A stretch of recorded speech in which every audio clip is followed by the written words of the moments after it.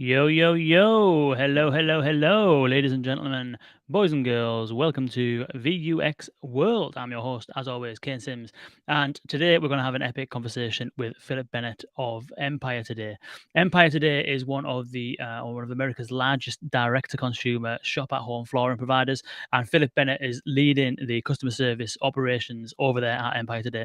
We're going to be talking all about how Empire Today is using conversational AI to help improve customer experience, improve business processes, the challenges, the results, the value, and the tips and tricks that Phillip would advise you to go through if you were going to do the same thing for your company. But before we do that, two things to mention. One is that if you are interested in scaling and excelling your customer experience maturity, you, the team, your organization, if you're looking for ways in which you can develop and become more mature, start to work on more advanced use cases, and if you're wondering what the best in the business do and how they do it and the processes they follow and the kind of things that they do on a daily basis, then you will be interested in this free workshop that I'm running alongside Cognigy. It'll be facilitated by yours truly, and you will be taken through the process to try and establish what your current level of CX maturity is. And we'll go through a number of exercises that are geared to help you level up your maturity, so to speak. So you'll be creating better customer experiences, be more confident, and be upskilled as well. Go to vux.world/Cognigy to register to that event. There's going to be two running. One is next week on Thursday, forget the date, and the other one is September the 1st. So there's two to sign up to if you are interested. vux.world/Cognigy. That's COGNIGY.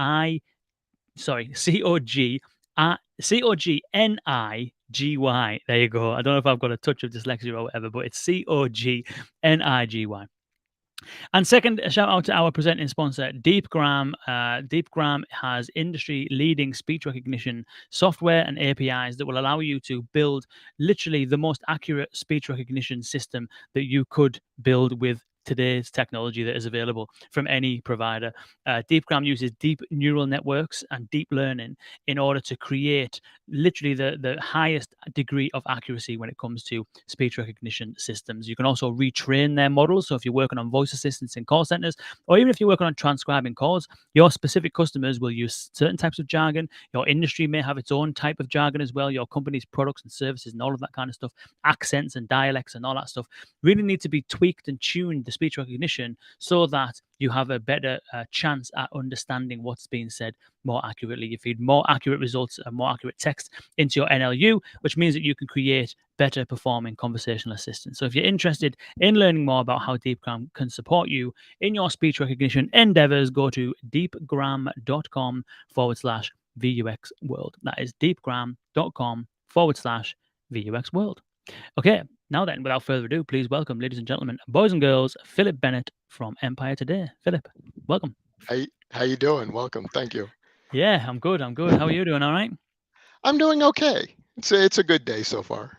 Good, good. No complaints. Yeah, it's I always have to shut the windows when I do these broadcasts so that, there's no sound coming in, and also the neighbors are not kind of like, listening in without without watching the stream on YouTube or LinkedIn. And Yeah, there you go. you got to participate on the right channels, you know what I mean, Phil?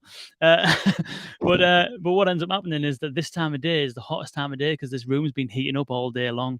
And so I Oh close yeah. all the windows. It's just like a hot box. It's crazy. Oh, jeez. I feel for you. I really do. Yeah, yeah. But thank you for joining us. Appreciate it. Definitely excited to get into this conversation. Yeah. Maybe Thank you for for having the me. no, no problem, no problem at all. Thank you for the time. Maybe for the listeners who are not aware of Empire Today, it's always nice to maybe start with a little bit of context. What does Empire Sure. Today do, and then more importantly, what is it that you do at Empire Today as well? Sure. So Empire today does carpets and flooring throughout the United States. There are markets that we don't work in, and we don't work internationally at all. Mainly the markets that we work in are large major metropolitan hubs and the surrounding suburbs and areas out from there as far as that we can go. The logistics become, very difficult once you get more than, an hour and a half from a market, because that's where, we're deploying install teams from the markets, sending salesmen out, things like that. And so logistics too far away from a market get a little complex, which is why you'll see our commercials but we're not actually everywhere. One of the ironic things is the call center that I work in was in El Paso, Texas. We're now remote now, but and ironically enough, that is not a market that we can support because it is too far from both Dallas, which is the major hub in Texas, and Phoenix, which is the Arizona hub. And we're 7 hours from Phoenix and 10 hours from Dallas. And a lot of what we do is based on, just in time shipping, things like that, the logistics around it. And to get the carpet cut, delivered, and ready to go, we would have to have a warehouse here. And so, and unfortunately for El Paso, there just is, there isn't enough around us really to support that kind of an effort. So Mm. other Yeah. areas in Phoenix, like Tucson, that can be done. And as far as what I do for them, I actually don't head up the customer service department, although I have done that in the past. My role was I was brought in to modernize the call center. So when I came in, we had a lot of stuff that was end of life as far as the technology stack goes. And the other thing is that we really had not scratched any of the digital channels. We actually didn't even have chat at the time. And they're because of, Empire is really famous because of their 800 number jingle. That number 800-588-2300. If you grew up in one of our markets, anybody that's watching this stream, that jingle's now running through their head. I apologize for that. But it is marvelously effective, for anybody when they think carpet. That's a number, if you grew up in one of our markets, that's a number that just occurs to you. And so, it was a real awesome responsibility being brought in. Number one, to be entrusted with upgrading the phone system for that, because, if the phones don't ring, that's not a good thing. So, but also to try and bring in a mindset that the world is changing and that, there are a number of opportunities for us, not to disrespect the brand, because that's not my goal at all, but to improve and really solidify the brand. So, some of the things that we've done, you can now drop us an SMS at 800-588-2300. Great way to keep that number relevant, going forward into the future, because we all know that people are making fewer and fewer voice calls, if they can possibly avoid them. There'll always be a need for the voice channel, but the people are trying to migrate away from the voice channel as much as possible, and we want to make sure we're where our customers are at. Interesting. There's a not everybody in the UK will appreciate this, but in the UK, certainly in the northeast, there was this jingle from a garage that sold cars called Hmm. South Cleveland Garages, and it used to have radio adverts playing all the time, and the Hmm. theme tune was "Simply the Best," and so it would be "Simply the Best, South Cleveland Garages," and Uh-huh. so anyone who's from like the northeast of the UK, every time that "Simply the Best" song comes on, the only thing that pops into your head, and you can't help but think about South Cleveland Garages. I probably heard that jingle before I was even aware of it being an actual song. Oh, You I know what I believe mean? that. Yeah. Yeah. So yeah, it's mad. So I was also thinking, I wrote about this in the past, about whether those memorable ads that you see, you've got Empire Today and the jingle for the number. You've got the South Hmm. Cleveland Garages. It's very niche, that one though.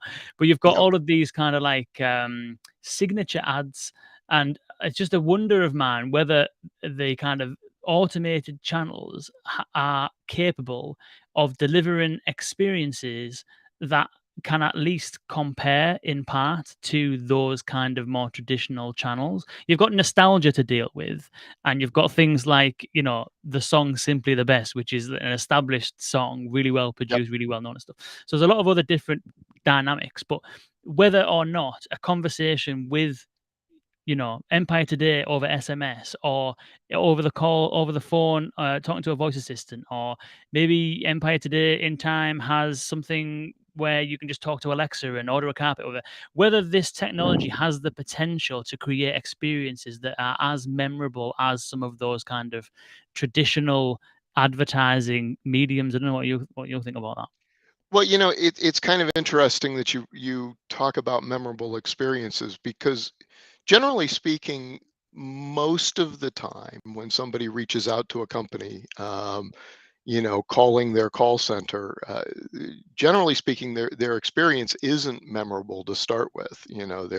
They're coming in hot, pretty much. Now, in some of the other areas, I do believe that it can be just as memorable.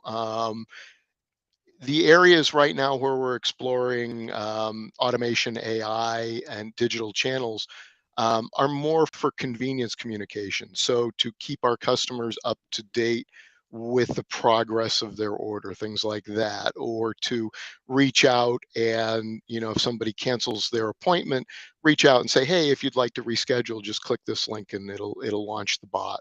And that's about to go live at the end of this month. We do have a bot. So the thing is this, what you really want to do, I believe, is maintain those channels and keep as much low-hanging fruit off of them so that the voice can be memorable. Because not everybody really wants to talk to somebody when they are forced to pick up the phone. If that's the only way to talk to you. There are a lot of things that people would prefer not to wait on hold in order to do. One of them, confirm an appointment. Why wait on hold to get to an agent to tell somebody you're going to be available tomorrow between 10 and 2? Not only are you now taking the time between 10 and 2 out of their lives, but you're also taking the extra 10 minutes that it costs them to, pick up the phone and call us. And by the same token, if there are a lot of people calling in to confirm appointments, somebody who's actually having a major issue might wait on hold for a lot longer. And so, we want to try and almost use customer driven triage. So you decide the level that you want to interact with us, and we're ready for you when you do. Nice. Where did you start then? So that all sounds nice, but when Hmm. you began at Empire Today, I'm assuming that wasn't the case. So Correct. where did you start? You've gone into this fairly traditional company, relies heavily on its 0800 number. You're tasked with modernizing the call center. Where do you begin a process like that? Ironically enough, the first thing I did was review our disaster recovery plans. That's the first thing I do anywhere I go. And then we started to look at the technology and determine what was the best way to move forward. And that sounds crazy, but the most critical component of a call center is actually being available to take calls. And so, you know, one of the things that we did was we assessed where we were at, and then we determined where we wanted to be. And and thankfully we did that because nobody could predict that there was going to be a global pandemic a few years after I got there. I mean, my thoughts were, what happens if there's a fire at the call center, or somebody severs an internet connection? So that was what we planned for. What we got was something completely different. But thankfully, because we were moving in that direction, we wanted to make sure that we were ready for just about anything, and we were very ready for the pandemic, even though that wasn't what we planned for. The first area that we looked at and started to sell was chat, because chat was at the time, and still is at the now, a a mature digital channel that isn't really newfangled. I mean, this has been around for 20 years plus now. People are familiar with it for good or bad, and I will say that I find a lot of call centers really don't deploy it well because I don't think they understand the medium well. um, but the fact of the matter is, people are at least very aware of it, and it's almost, like email. It's almost a given that you need to have it. And so we brought chat in, and then we started working on other things. So in the process of bringing in a new phone system, new platforms for different things, we went looking for other technologies as well to bring things up to speed. And we found some very interesting things. We were right at the very beginning of a lot of this whole AI stuff, and everybody, it's almost replaced omni-channel in buzzword bingo these days, when you hear AI. But and the problem, I've heard this mentioned by some experts, in the industry. The real problem with when you say AI is that it's no longer really has any meaning. Nobody really understands what you're saying. I mean, AI is a series of computer algorithms, some that learn, some that don't, and that make things on the back end easier. I mean, it's all we kept hearing about, the coming AI apocalypse. We'll all be replaced by computers one day. Well, maybe, but it's going to take a long, long time. And the reason that I say that is because AI doesn't have any empathy at all. You can try and program empathy into AI, but there's no customer on the other end that's actually buying it when the AI says, "Oh, I'm sorry you had that problem." All that's really telling the customer is you have enough of those problems that you've actually programmed your AI to say that. And so it's not really going to convince anybody that, you're genuine about it. But what AI does is it remembers things. It remembers where to find things. It remembers how to do things and can present those things to an agent. And, I can hire for empathy. Not every human has empathy either, but, we can certainly hire for empathy. And then if you can pair it with AI, it will make the agent better because the agent doesn't have to worry about where they have to go looking for these things. The AI is remembering that on the back end. The agent just has to remember to connect with the customer. And so, that's a major use case for AI. Another major use case for AI is data dipping and data mining all of the information in a call center. It's fascinating to me. We spend, millions of dollars a year surveying people who've already spent, a significant chunk of their time telling us exactly why they called because they told us on the call. And yet we'll send them out an email. Oh, what went right? What went wrong? That sort of thing. And yet, if we actually could just data mine that call, obviously you can't listen to every call that comes in. But if we can data mine those calls, pull that information out of it, and AI can actually listen to every call that comes in, then we can get actionable, excuse me, actionable intelligence without necessarily, bugging the customer. When you send out a survey request to people, 90% of the time that's going to be driven by how the customer is feeling, whether they respond or not. It's a self-selecting sample. And generally speaking, the ones that are the most driven to respond to us are not probably going to be the ones that said, "Hey, you guys did a great job." Now, it's very, very important to get those complaints. I value them tremendously because they allow us to see ourselves through the eyes of our customer and know what we need to change. But if we can do more and pull it out of the calls, then we'll get a much more holistic view of what's going on rather than being skewed, by a self-selecting sample. Yeah, definitely. Was that old saying that if you have a fantastic experience, you'll tell two people. If you have a Yep, terrible experience, you'll tell 10. If you have an average experience, you'll tell no one. correct. So is You're the people. absolutely correct on that. And one of the reasons why I always object when people talk about customer satisfaction, when you talk about CSAT scores, it's really an interesting thing because the truth of the matter is the very best experience for the customer is to be not memorable at all, to just get everything they need done and be gone. And I liken it to going to your local coffee shop and walking through the door. And here's the thing: if you order a cup of black coffee or a cup of tea, you know what it's going to cost because it's up there on the board. When they hand it to you, you are utterly satisfied because you got everything that you wanted from that exchange. You got your coffee, the store got its money and sold their coffee, and you walk out the door. But will you go back to that store if it involves, driving 20 minutes or 15 minutes or something, or walking 3 blocks when there's another coffee shop, in the lobby of your building? And when I was commuting back and forth to Chicago for a position, I would come in once a month and spend a couple of days.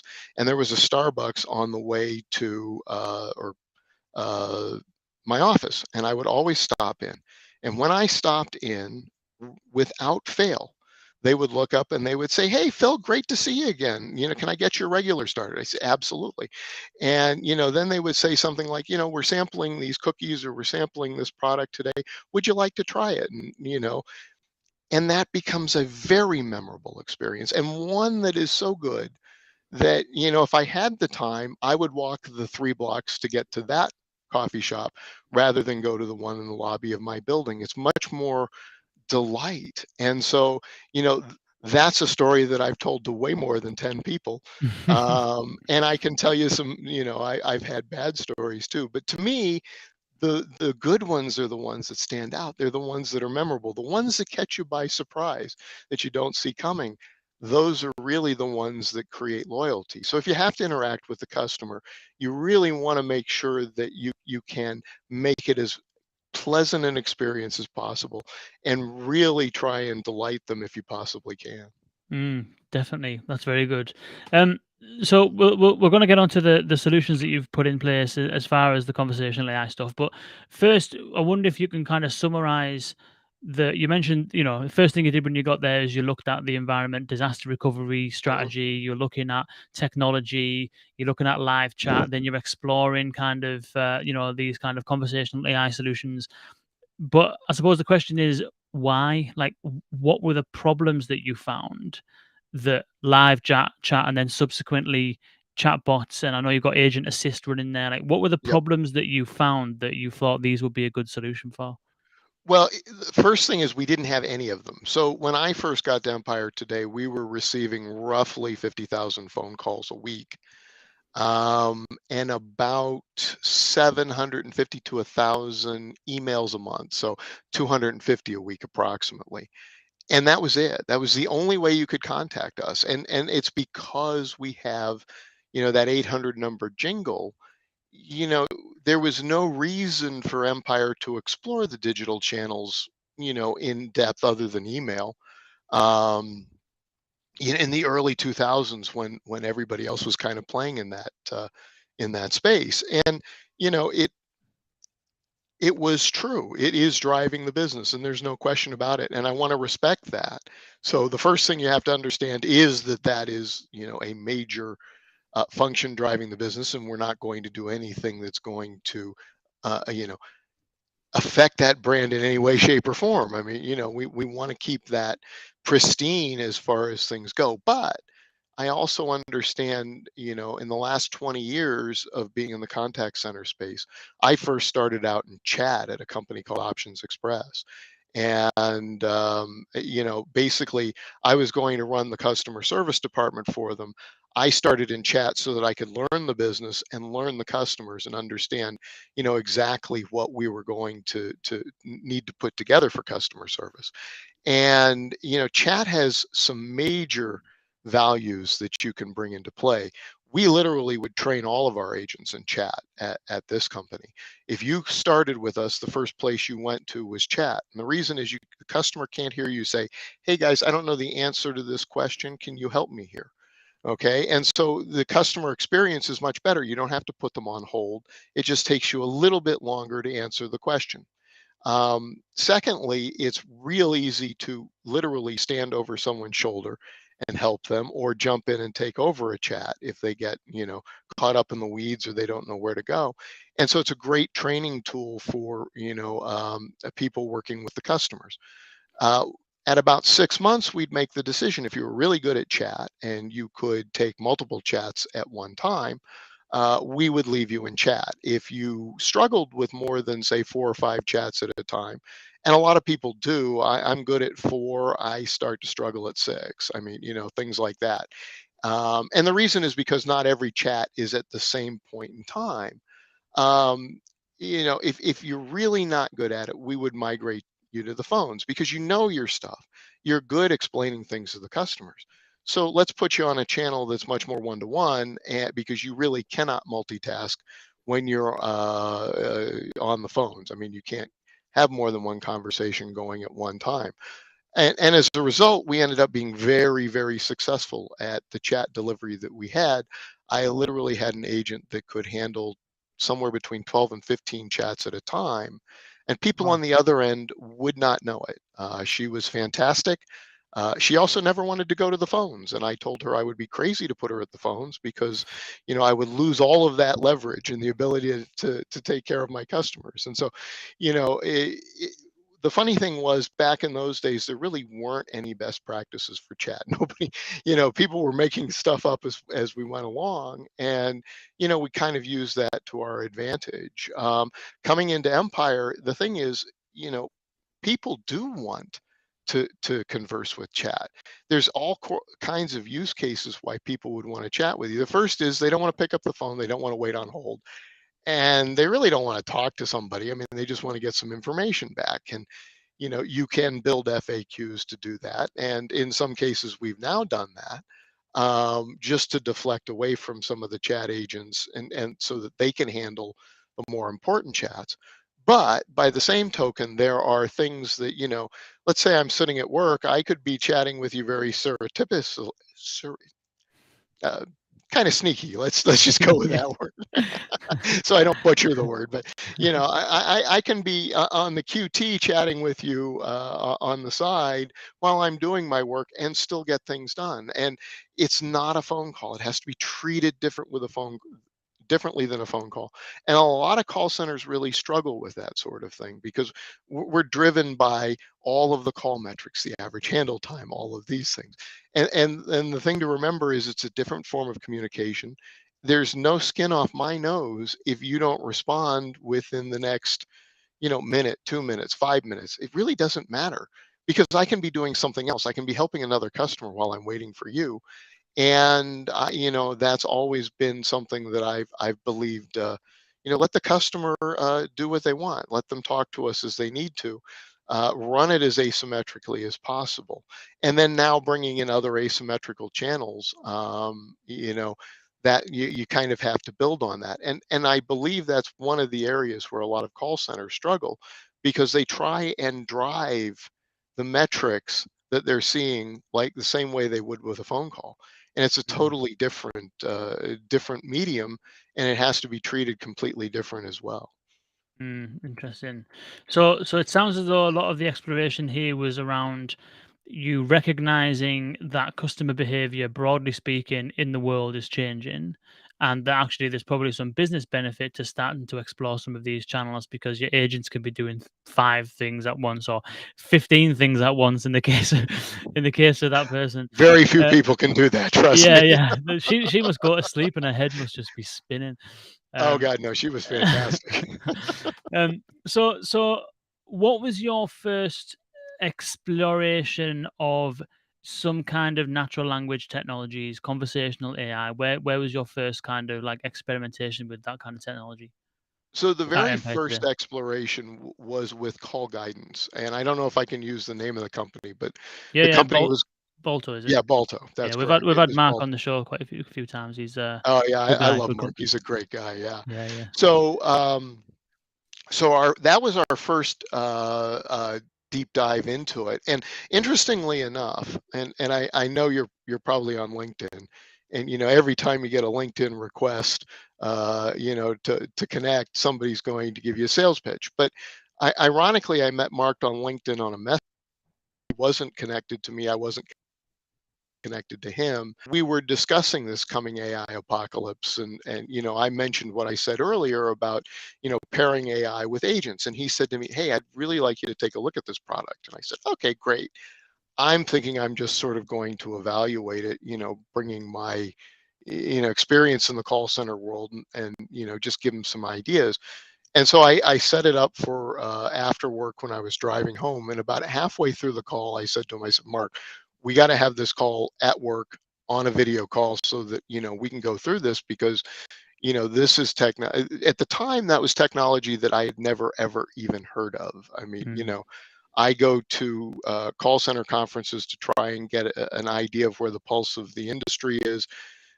Back in 2008, I remember going and looking for call transcription technology.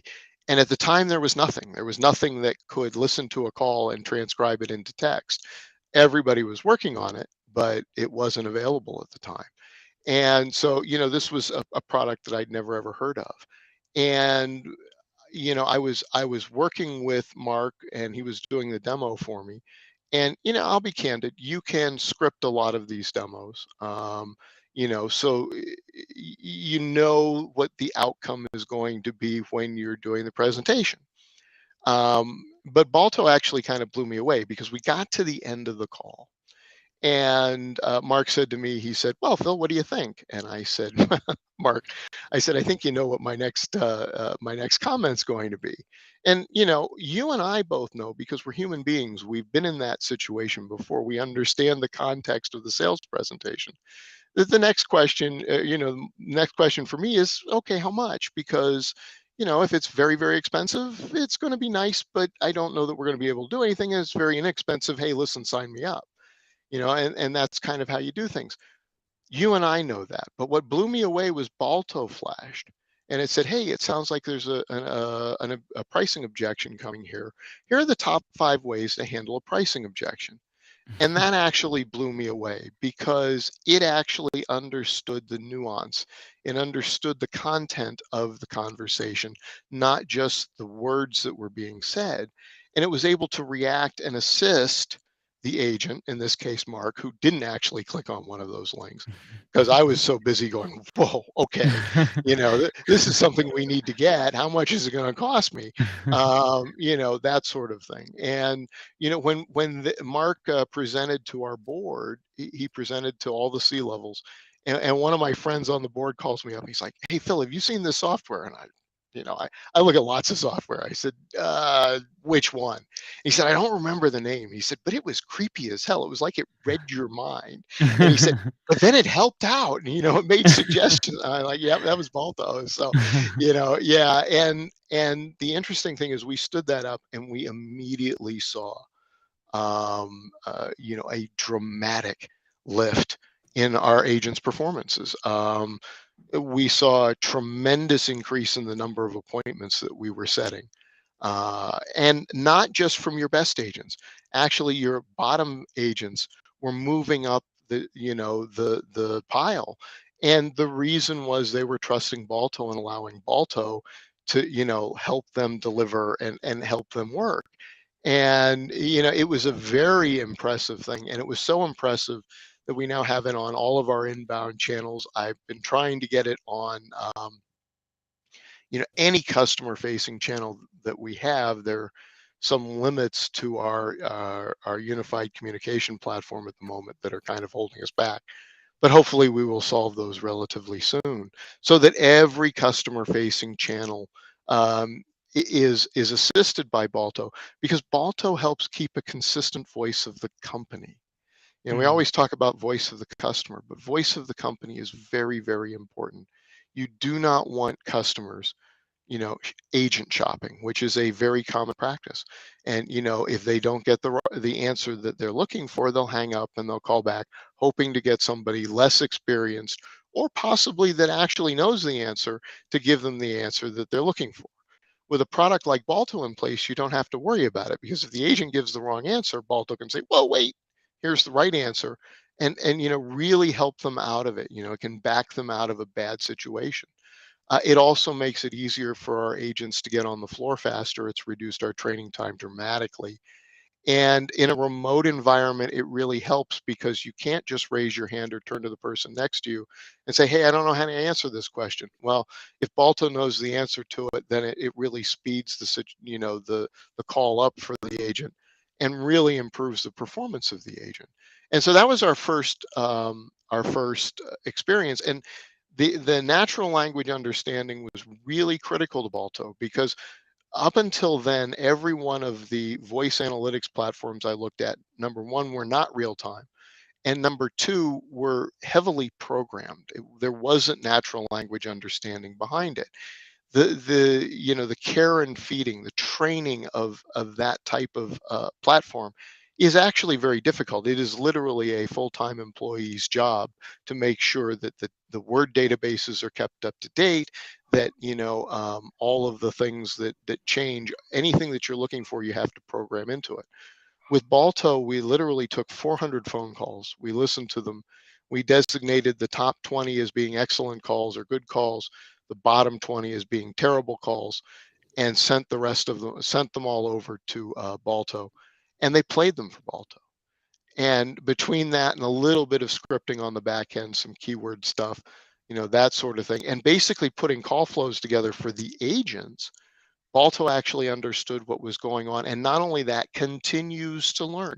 So if one of your agents comes up with a particularly good closing line, to overcome an objection, Balto starts to promote that objection handler so that the other agents are using it. Now, does it clone your best agent? Not really, but by the same token, it picks up the traits that your best agent has and encourages your worst agents, or those agents that aren't as effective as that best agent, and moves them in the right direction. We used to have contests, whichever agent got their line promoted by Balto that day would win a prize. And so that really blew me away, and it actually opened up my understanding of just what natural language understanding can do for an AI.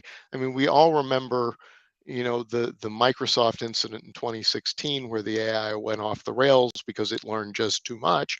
I also remember Smarter Child in 2004, which was a similar bot that was designed to simulate real people. And as long as you can pen it in so it doesn't get real crazy, that natural language understanding really makes a difference in helping our agents, and in speed to market with the product and getting it on the floor. Nice.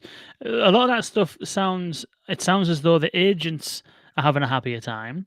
Sounds as though Hmm. it's been a fun process, which is usually not the case for some agents who think that AI is coming for their jobs, so to speak. But sounds as though Correct. having competitions and who can get their kind of objection handler fed into Balto and that is a fun way of gamifying it. What are some so I know that sounds good, and inevitably you've got consistency with Balto providing consistent answers for every agent, no matter their skill level, which is then a more consistent customer experience and stuff. But what are I suppose the hard metrics that you use to when you're analyzing the success or otherwise of that agent assist project? If someone was going to implement Balto tomorrow or another agent assist solution tomorrow, what would you tell them to measure to judge how successful it is? Well, in the first case, we brought it in for sales, and so that was really easy because we could measure the increased lift in the number of appointments that we set, and the number of sales that we saved, because both of those were things that our call center handles. If you want to cancel your order, we're going to ask you why and just see if there's something that we can do to assist you. Well, Balto assisting the agents made them much more effective in doing those. So those are the first. Understand why you're bringing it in. It needs to be brought in for a targeted reason. Okay, very specific use cases. Just buying AI is not going to solve your problems. You have to know what those problems that you want to address are beforehand. And so, once you start seeing the results around that, then you can start looking at other aspects of it. And the first aspect that we looked at and that we ran into, we did have agents that said, I'm not going to have some sort of machine tell me what to do. I know what I'm doing and I've been doing it. And the supervisors came to me and they said, what do we do about this? And I said, we don't worry about it. And they said, well, what do you mean? And I said, I can't think of a better test for this software than to have agents who refuse to use it because they know better, and then compare them to the agents that bought in because they were on the bottom of the pack and they wanted to get to the top, and they bought in and gave it a try. And that's exactly what we saw. And I said to the supervisor, it really doesn't matter if they ever buy into it or not. The fact of the matter is, if they go from being a top performer to a bottom performer, they're going to have to deal with that. And if they can't see that the one thing that's changed has been Balto, and start buying into it, then I don't know what really I can do to help them, understand how to improve themselves. And, those sort of things did play out in the beginning with Balto. And we actually talked to one agent at her annual review, and she had gone from being a bottom performer to a top performer. And we said to her, what do you attribute this change to? And she said, I have no idea. She said, the training hasn't changed. Nothing has changed. Everything is exactly the same as it was before. I'm just all of a sudden doing better. And we said, well, what do you think? Do you think maybe Balto had a difference? And she said, no, I don't think Balto made a difference. She said, you know, it tells me to slow down. It tells me to listen to the customers, but it's more of kind of a nag, and it'll make suggestions, but I don't really see it. She literally didn't even see. She was so bought into it that she didn't even realize that was the only thing that we had changed. That was the only difference maker that she had. And so we started seeing those things. And those are the next things that you want to look at. You want to look at agent performance and you want to look at the metrics. Once we determined the value and put it on the inbound side of it, then we started to do other things with it. So here's the benefit. Balto listens to every single call that comes into the call center. So before, our supervisors would be tasked with listening to 5 calls a week per agent. Well, I got to tell you, when an agent's receiving, we get 50,000 calls a week. We have about 200 agents. That's a ton of calls. And if you're only listening to 5 of those, your odds of actually hitting something good or something bad is very, very, very, very slight. The difference with Balto is now Balto does the Q&A, scores our calls, and presents to the supervisors those calls that they need to listen to perform, to coach the agents and make them better. And, we're working on their latest module, which is real-time coaching assistance, so that the coaches are actually, you know, there in the moment trying to help out the agents. Because the problem with coaching an agent, you bring an agent off the floor and they're there for 15 minutes if you're lucky. You go over the call, you do a little bit of role play, you send them out on the floor, and 3 calls later they're making the same mistakes they were when you pulled them off the phone. No fault of the agent, they simply fall back into their normal habits. It takes much, much longer to change habits. And so, we're now working with Balto to try and guide the agents in the call. Okay, we've just coached you on this. Now, if you start to slip back into it, we're going to remind you, hey, don't do that. Do it this instead. And again, it makes the coaching process. First of all, it's more impersonal. Coaching can get very personal at times, and so it's very impersonal. Balto's not, giving you a hard time. Balto's simply assisting you in your call, and that's really very important. And so it's allowed us to listen to all of our calls and really try and focus on the areas where we have a problem, whereas before we probably would never have known about those unless we were Mm. very lucky. Nice, nice. I think that's a good example of agent assist done right. I mean, there's a lot of agent assist technologies out there, and I think some of the early adopters, like of I won't name solution providers in particular, but I've heard of a lot of them going south. And I think what Hmm. Balto has that's unique is that they've kind of just productized that one thing. It's not a Yes. horizontal platform that tries to do chatbots and tries to do voice bots and tries to do NLU and tries to do all this stuff. It's productized the one thing of agent assist, which means that if that's all you do, you've got a better chance of making a success of it, which is really good. Um, so that was your first experience with Yes. conversational AI NLP solutions. You mentioned live chat, and you Yep. mentioned Balto. You've already explained how valuable it is having Balto ingest all of your phone conversations. Yep. You've got live chat conversations happening with the same level of data as far as how granular the data is and also how broad it is in terms of covering all of the issues that your customers have. A gold Yes. mine of data sitting there in the live chat module or database. Did you do anything with that data to then turn that into an automated chatbot style thing? Yes, we What have. was the next? Yes, we have. So we did. So we were doing straight chat, and I really was exploring the bot situation there, and I really wanted to understand it better. And so I spent a lot of time, analyzing bots and doing demos and things like that. And I do agree with you. When companies focus on one thing, they tend to do it better than companies that say, "Hey, we offer you everything for everything you ever need." And sometimes that gets a little bit wonky. But so our chat provider was very similar in that's what they do is chat. Now I don't have as much of a way to data mine, but we did bring in a chat provider that was able to data mine for us. And so they were able to produce FAQs. What are the most commonly asked questions that our customers want to use? The other thing was, again, our primary goal is to increase the number of appointments that we set. And so we started building a chat bot to set appointments. Now, that actually ran into a lot of resistance, because that appointment setting process is critical to our underlying business. Nobody wants to jeopardize the number of appointments that we were setting. We ran into this when we first put chat on the website, because we had this very rudimentary chat bot called Don't Wait, Don't Go. And basically, if you went up to X off the website, it would pop up a window and say, wait, don't go. If you fill out the application, we'll give you a discount on your, any carpet that you might purchase or any flooring that you might purchase. And it would get about 6% of the people not to go. And they were thrilled about that. We finally got them to allow agent chat in.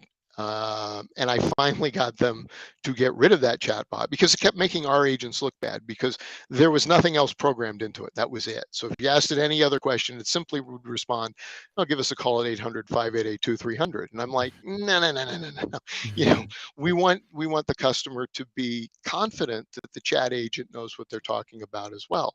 And of course they do. They're the same people that answer the phones. I mean, that's and that was kind of funny, because when initially they wouldn't let us put chat on any more than the homepage and the contact us page. And I said, okay, great, I'll take it, because I just wanted to get it launched. But I said, why wouldn't we put it on the other pages? I said, that's really the best practice. And they said, well, what happens if somebody asks you in chat, about wood flooring? And I said, wait a minute. I said, what do you think happens when they pick up the phone and ask us about wood flooring? The same agent answering the question. The difference is, if the agent doesn't know the answer, they don't have to put the customer on hold while they find it. They simply take a little bit longer to answer the question, but the question gets answered. And so it's a better experience. And, so we leveraged that information. And finally, COVID was what drove us to the point where we could open up the chat bot for appointments. And we saw something very interesting, and something I'm still not sure I understand, because initially the biggest question that I had was, do our customers really want this? They're conditioned to call the 800 number. Do they really want a chat bot helping them set up an appointment? Well, as I mentioned before, our chat agents outperformed the 6% lift that we were getting from the first bot we had. They were performing at about a 15% conversion rate, closing the number of appointments setting. The chatbot has been running now for 6 months, and in that time, we're seeing a conversion rate over the entire 6 months of 25%. That's 10% higher than our live agents were doing. And if Wow. the chatbot fails, it's going to roll back to those live agents. So they have another shot at closing that. And so, because usually why it fails is because they don't have a date that they want, or, something like that. They can't get the appointment set. So, it's really changed the dynamic of the appointments that we're setting, because first of all, nobody's taking these appointments. This is being done by the chatbot. So, Mm. this isn't taking any time out of anybody else's day. And I don't know why we're seeing that conversion rate, but it's prompted me to start looking and try and discover exactly why we're seeing that. Because there might be things that we can improve in our processes that might make a difference. There might be things that we're missing there. And so, it's become a fascinating test bed for us. And the neat thing is, you can very quickly run A/B testing to try something out and see if it performs better or not. And if it doesn't, shut Mm. it down quick and move on. But if it does, then you can look into making changes based on that information. And so that has been a truly valuable tool, and has driven so much that we now have, where's my sales rep? We now have FAQs on there, so that people can log in. They can get the answers to their questions without necessarily talking to a live agent. But if at any time they want to, they can go to an agent, or if at any time the chat fails, it'll be delivered to an agent, and a live agent can assist them. Again, they don't have to be on the phones waiting on hold to get to this. All of this is instantly interactive. Mm. Do you use any kind of like one thing you could look at is the time it takes to book an appointment on the live chat versus the chatbot. If you've got one agent that's handling 5 conversations, it might take slightly longer to book the appointment. And if it's a bit of an impulsive appointment, the chatbot might be quicker. The other thing might be if you use any shortcuts like carousels or clickable buttons and stuff like that that might Mhm. streamline the interaction a little bit. If it's like select a time, select a date kind of thing, that might help speed things up or lower the friction, something like You're that. correct. And those are the things that we're looking at. And, because here's the thing. Ultimately, that pipeline is the end goal. You know, we know that, if X amount of people call us, we will be able to set X amount of appointments. We know that for every appointment that's set, X amount of those will actually go on to purchase carpet. And so, it's really important if you can increase the flow into the pipeline. You can increase everything along the back end as well. And, so looking at it to try and determine, um, and I will say this, when we built it slightly different than the process that the live agents use. And we hadn't intended to do that. It was just easier for them to build it out that way. And so now we're looking at it. We want to run an A/B test for the live agents to see if changing it up the way that we're doing it might make a difference to the live agents as well. The other thing that comes up is maybe the bot doesn't get sidetracked.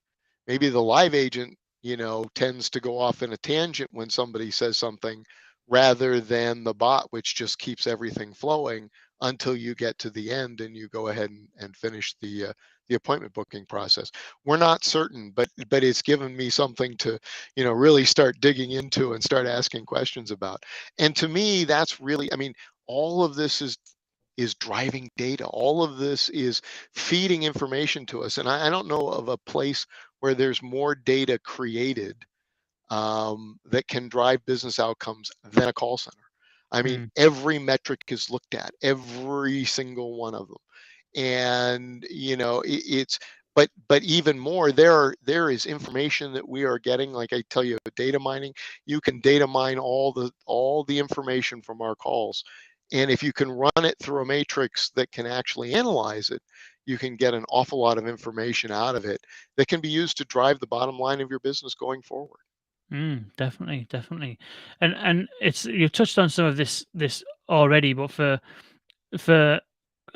those that are looking at doing something like a chatbot, you've mentioned there that the results was it's booking appointments 20% or 10% better than live agents are, which means you book with more appointments. There must be some degree of a customer experience benefit because it's going to be on 24/7, where the agents are Correct. only working during work hours and stuff like that. But how have you been judging the success of that? Like if someone was going to launch something themselves tomorrow, in the same question basically as I asked about the agent assist, how would you tell them to measure the impact that it's having? That's a great question. And the interesting thing is we went into it with some preconceived notions. My first preconceived notion was that the bot would underperform versus a live agent. Okay. And so I expected it to be good and be close, but to actually underperform versus a live agent. And when we saw it overperforming, that's when we started really asking questions, because that surprised me. And I think what you have to do going into it is set up what you believe your expectations are going to be, and whether that's value. So to me, if we could get a bot that performed almost as well as a live agent, but deploy it on more than just our website, so maybe in banner ads or things like that. And you mentioned Alexa, and that's an area that we are looking at and would love to tie into. But you kind of have to crawl and then walk and then run. And we're really just coming out of the crawling stage as far as I'm concerned. So you don't want to take on too much. That's the other thing that I would recommend to anybody starting this up. Be very focused, be very direct. Make sure your technology on the back end is in line. That took us the longest. Was our CRM is very old, and it didn't have a whole lot of APIs, so we had to expose the APIs for the chatbot to work with. But once we did that, the nice thing is now we can leverage those APIs for other things. So if we ever get around to bringing a voice bot in, I could very quickly set up a voice bot so that we could proceed and have the appointment setting bot be triggered by voice rather than text. So, those are kind of the things that you want to, have an idea of what you want to do in the future going forward. Bring in the technology that you think, will either get you started or can do everything that you're looking for. Sometimes that's harder because that tends to be much more expensive. But bring it in and then set up your parameters, turn it on, see what you get, and then adjust based on that. And that's really what we've done. And it's kind of hard because you have to be willing to say, oh, well, that didn't work, we need to move and do something else. Our where's our appointment, or where's our sales rep bot? It works better than the original process. There just isn't a whole lot of demand for it. We thought there would be much more demand for it. There just isn't. So, but we found that out, and now we know. And so looking at those things, you can take that data back and plan out where you're going to move next, by setting up little trials like that, and then moving into the areas where you can get the biggest bang for your buck.